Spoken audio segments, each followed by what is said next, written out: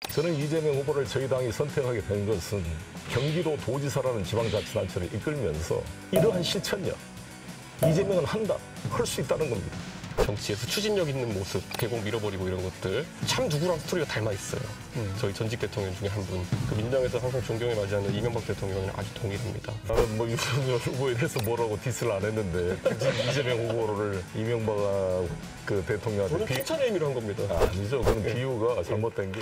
2022년 3월 9일에 있을 대통령 선거가 이제 4달 앞으로 다가왔습니다. 여러분은 내일이 대통령 선거라면 과연 어느 후보에게 투표하시겠습니까?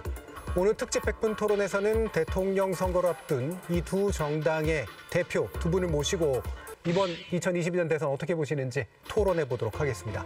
대통령 선거가 120일 앞으로 다가왔습니다. 대통령 선거라는 것은 우리 국민 모두가 앞으로 다가올 5년 동안 대한민국에 대한 희망과 비전을 집약해서 한번 집단적 지혜를 모으는 과정이라고 생각합니다.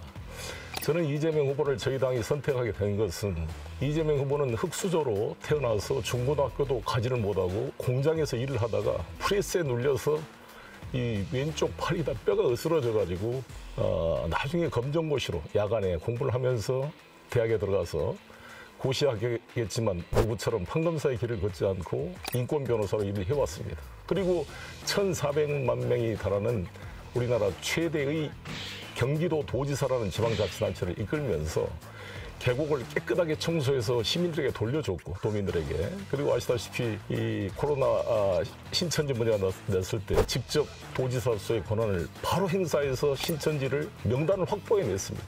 이러한 실천력, 이재명은 한다, 할 수 있다는 겁니다.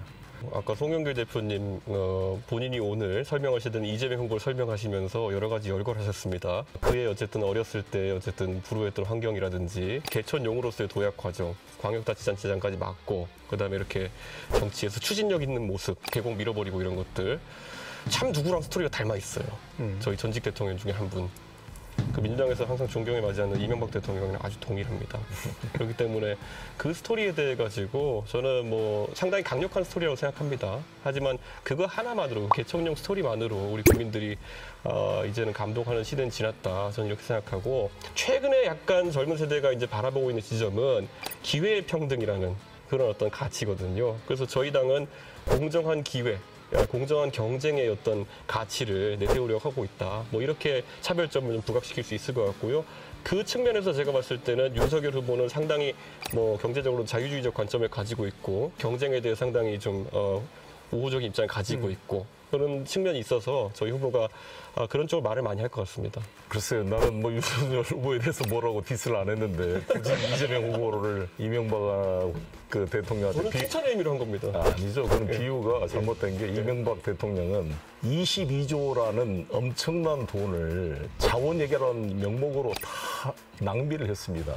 가장 유명한 사례가 캐나다에 있는 하베스트 유전이 98%가 물인데 우물을 유전이라고 해가지고 4조 5천억을 투입해서 국고를 낭비한 이런 어리석은 대통령이었고 4대강 사업이라 그래가지고 많은 논란을 끼쳤습니다. 그에 비해서 이재명 후보는 그 추진력이 실제 성과로 나타났습니다. 아시다시피 성남 시민에게 물어보십시오. 정말 그때 시를 잘했고 이대엽 시장 때 호화청사 지면서 냈던 빚 모라토리엄이 됐던 성남시를 7천억 빚을 다 갚고 해결해 냈습니다. 이번에 경기도는 전 국민 재난지원금을 냈으면서 3조를 썼는데요. 이번에 1조 5천을 다 갚고 5천원 내년에 갚습니다. 일을 잘 해냈습니다. 뭔가 성과를 보여준 것입니다. 이재명 후보가 돈을 어떻게 쓰느냐에 대해 가지고 이렇게 민주당 계열 지자체장들이 보통 이 돈을 예를 들어 복지에 틀어 쓰는 것 자체 그래가지고 현금성 복지를 통해 가지고 그런 행정 잘한다는 평가를 받는 기조는 있겠죠.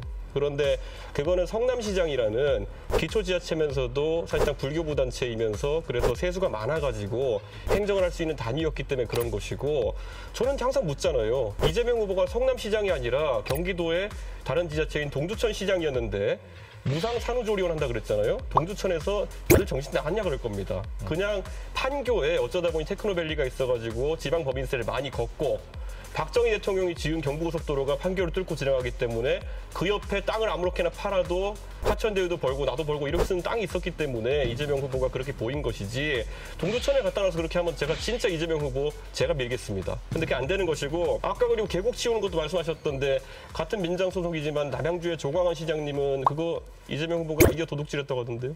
이게 너무 도발적으로 해서 한마디만 해주시면 예, 짧게만 네, 짧게. 반론하시면 될 것 같습니다. 동두천과 비교할 게 아니라 국민의힘 소속 이대엽, 영화배우 출신 이대엽 시장이 성남시장을 했을 때 똑같은 세원 판교 테크노밸리 다 있었는데 호화청사 짓다가 낭비했던 것을 이재명 시장이 돼서 그런 낭비를 없애고 주민들의 복지에 쓴 것입니다. 그렇게 비교해야 맞다고 보여지고요. 그걸 동두천하고 비교할 문제는 결코 아니다.